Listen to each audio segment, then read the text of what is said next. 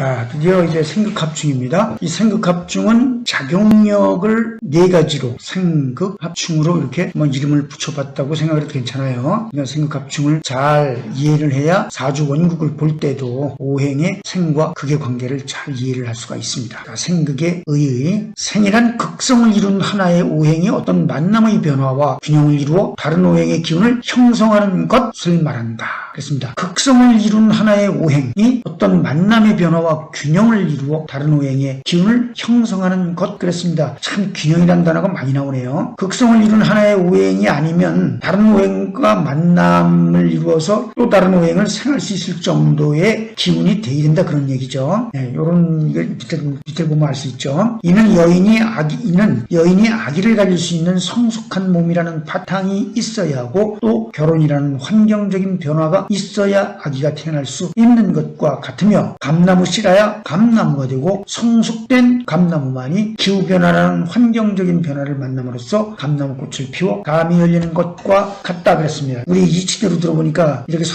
예를 가능한 것이죠. 목생화 그러면 나무에서 꽃이 필 정도의 성숙도가 만족이 돼야만 꽃을 피울 수 있습니다. 그 얘기를 말하는 겁니다. 15행은 12지의 한계와 범위 내에서 계절이라는 이름으로 변화를 보인다. 이것이 천간과 지지가 균형을 이루면서 변화를 보이는 생의 모습이다 그랬습니다. 생으로 이어지기 때문에 계속 그렇기 때문에 그렇게 얘기를 한 거죠. 자, 참고로 한번 볼까요? 봄이 와야 여름이 오는 것은 당연하고 그래서 목생화지만 봄 중에서도 목의 기운이 가장 강한 춘분이라는 극성기를 거치지 않으면 여름이 올 수 없다 그랬습니다. 그 극성기를 거쳐야만 거기서 관장 시기가 바뀌거든요. 모든 오행에 좀 이따 다시 잠깐 또 언급하겠습니다. 15행의 관장 시기는 네 극성지에서 큰 변화를 보이므로 봄에서 여름으로 넘어가는 목생화 또한 춘분이라는 정점에서 생극합충이라는 변화를 거쳐야만 가능하고 이에 대한 근본적인 바탕을 이루고 있는 것이 환경조건 즉 기후관계를 비롯한 다른 오행들과의 균형관계를 조절해주는 양토, 음토의 작용력인 대지의 작용력이다 그랬습니다. 근본 바탕을 이루고 있는 게 대지의 작용이다 그런 뜻이죠. 이 춘분에서는 이 간목과 신금의 관자기가 끝나면서 을목과 병금의 관장 시기가 시작되고요. 그 반대로 추분에서는 병금과 을목의 관장 시기가 끝나고 신금과 간목의 관장 시기가 시작됩니다. 그러면 여름과 겨울은 하지에서는 임수와 정화의 관장 시기가 시작되고 동지로 가면 계수와 병화의 관장 시기가 시작됩니다. 물론 이 정화와 임수의 관장 시기가 끝나고 계수와 병화의 관장 시기가 시작되는 거죠. 그럼 하지로 오면 역시 계수와 병화의 관장 시기가 끝나고 임수와 정화의 관장 시기가 끝나는 겁니다. 하지에서는 수와 화가 붙어 있고 춘분과 추분에서는 금과 목이 관장 시기가 갈리게 됩니다.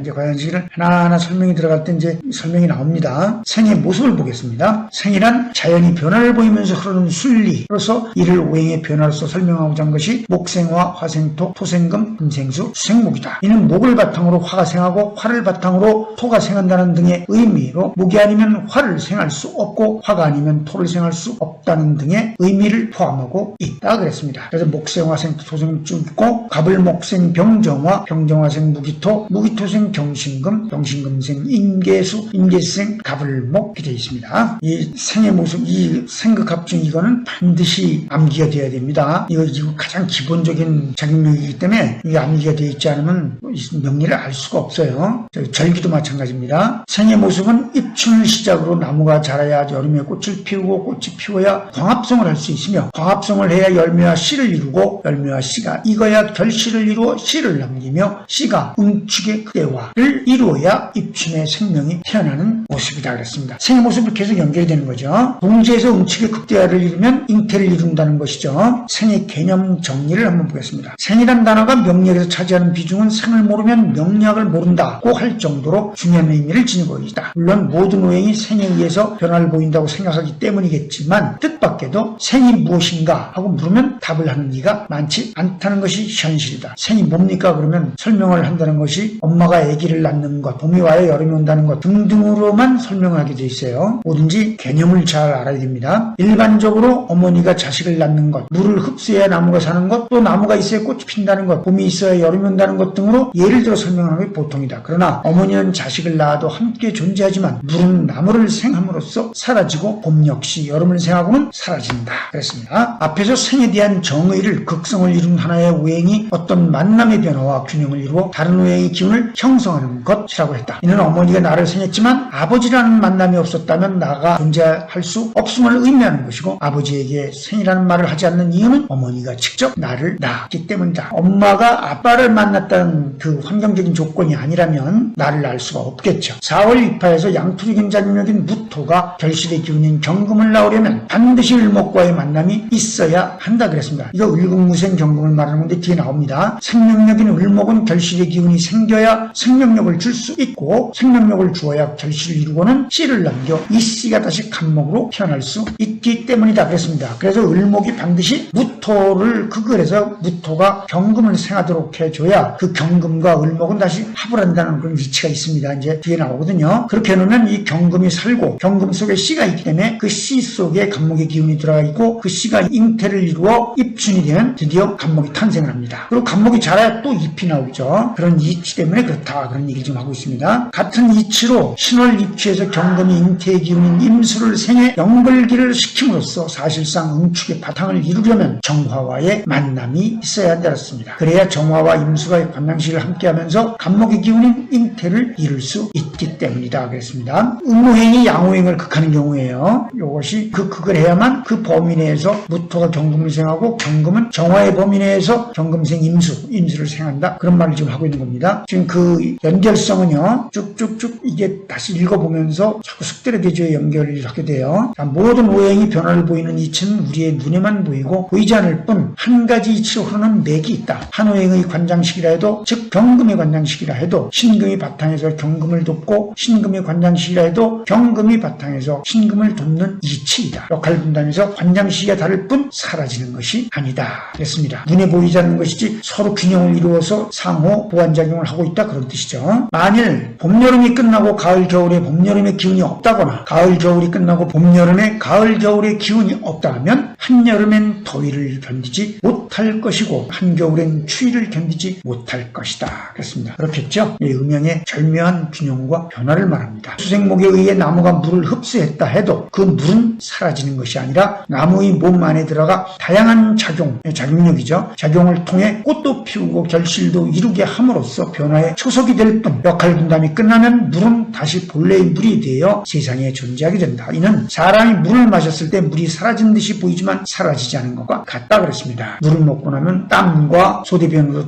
또 다시 나오게 되죠. 생이란 하나의 오행이 어떤 만남의 변화에 의해 다른 오행을 형성하는 이치 자체를 말한다. 우주에서는 다만 변화만 있을 뿐 완전한 소멸은 없다라는 이치와 같이 모든 오행은 새로이 생기거나 사라지는 것이 아니라 단지 음양의 균형이라는 이치에 의해 서로의 변화를 도울 뿐 원래 존재해 있었고 앞으로도 영속적으로 존재한다. 이것이 관장시기에서 오행의 변화를 보이는 모습의 바탕이다 그랬습니다. 우리의 눈에만 사라지는 것으로 보일 뿐 사라지는 것이 아니다, 그런 얘기죠. 우리가 인식할 수 있는 건 균형을 이룬 오행의 변화를 말합니다. 그러면 균형을 이룬 오행의 변화가 다른 균형을 이루었을 때는 앞에 봤던 균형을 이룬 오행은 사라지게 된다는 뜻이죠. 모두가 다 음양의 균형이 바탕을 이루고 있다라는 그런 이론입니다.